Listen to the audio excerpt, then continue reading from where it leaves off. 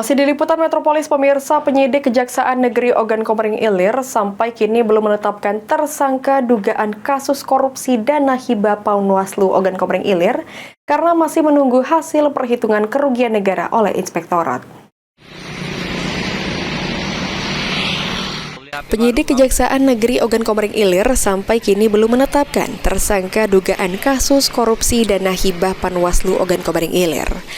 Menurut Kasubsi Penyidikan Kajari Ogan Komering Ilir, Rizky Indah menjelaskan, penyidik saat ini masih menunggu hasil perhitungan kerugian negara oleh Inspektorat. Pemeriksaannya itu ada nggak yang diperiksa lagi? Kalau untuk diperiksa lagi belum ada, soalnya kita masih nunggu juga dari Inspektorat. Hasilnya belum keluar. Kan kerugiannya lah ada Mbak itu Kalau kerugian negara ini kan dari kerugian negara yang ditimbulkan. Kalau ada tambahan Mbak? Iya, makanya kami belum bisa berbicara karena masih belum ada final dari Inspektorat.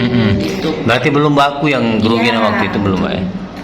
Berarti Pak Masih saksi, masih saksi. Masih ditahan di lapas Mbak? Masih. Sudah kalau untuk kasus ini. Kalau Selain Mbak Tirta kurang lebih sekitar 27. Termasuk alih cerita juga? Iya. Ini dengan karena kita mau pilkada ini. Kalau dari kami memang karena menunggu dari hasil dari Inspektorat itu. Sebelumnya, tim penyidik sudah melakukan pemeriksaan sebanyak 27 orang saksi dan melakukan penyitaan dokumen penting sebagai pendukung proses pengembangan kasus tersebut. Novan Wijaya, PAL TV.